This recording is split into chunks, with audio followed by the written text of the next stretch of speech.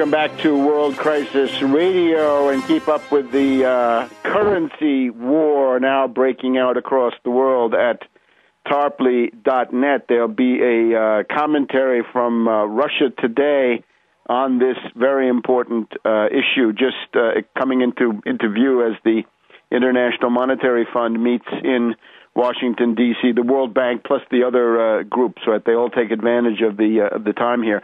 Notice we're back in 1931. I talked to you about this at the time of Greece and through the summer at the time of Ireland.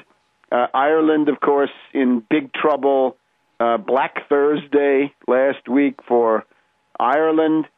But remember, it's the summer of 1931. The New York stock market crash is about a year and a half to 2 years in the past. So you've got a depression. The depression has started. The second wave of the depression is a European banking crisis. In those days, it started in Austria in May. It moved on to Germany in June and July, destroyed the banking system there. All of Eastern Europe also gone in the process. And then it hit the British Isles, it hit London and the British pound, the devaluation, the cessation of gold payment by the Bank of England, September 21st, 1931, the central date of the entire world economic depression, and most people have never heard of it. They know all about some stock market bubble in New York, but the destruction of the only world monetary system that there was in September 1931, and that was the pound. Now, what happened after that was this interesting process, competitive devaluation and beggar my neighbor. Those words were both coined to describe the policies of Ramsay MacDonald, the traitor, the guy who came into office with the votes of the Labour Party, but then dumped his own party and, acting as a good servant of the ruling financial elite in the city of London, became the figurehead frontman for a national unity government, meaning tremendous, brutal, drastic austerity. And that's how the British ruling elite went through the 1930s. It was this descendant of that government that began appeasing, in other words, supporting Hitler towards the end, towards the middle of the decade, 1936, and so forth. So Ramsay MacDonald wept over the international radio, urging people not to bring down the pound, right? Not to sell pounds.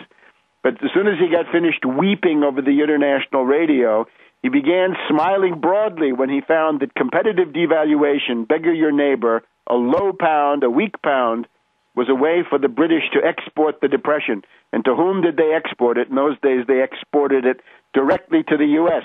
And very soon after that, as Keynes wrote, the curse of Midas hit the United States, and a banking panic began in 1932 into 1933, and that's the banking panic that shut down every bank in the United States. That's the third wave. So we're still in the, what can we say, the latter phases of the second wave of the Depression. So this is what we have today, that competitive devaluations become a way to deal with the inherent pressures of the Depression. Remember, not holy smoot, not tariff policy per se, much more the destruction of the pound and then the competitive devaluations that followed. So let's look at the way it goes now as we find ourselves precisely in October 1931.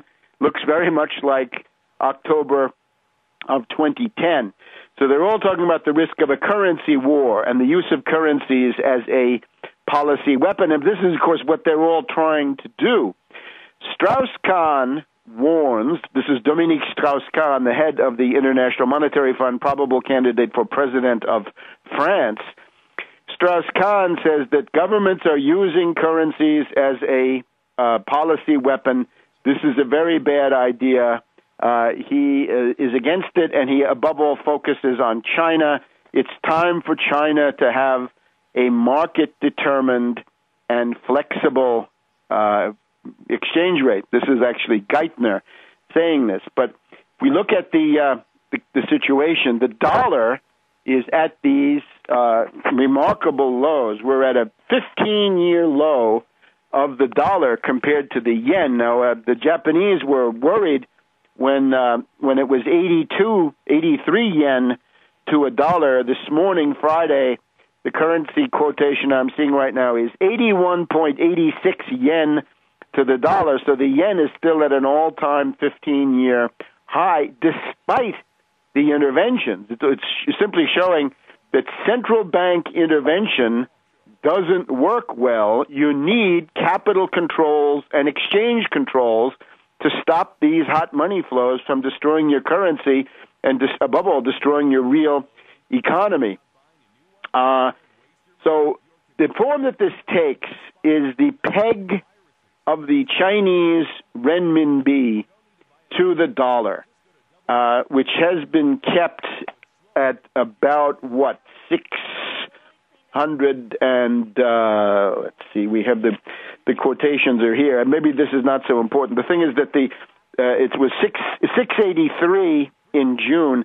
At the rate of 683 renminbi to a dollar, 6.83 renminbi to the dollar.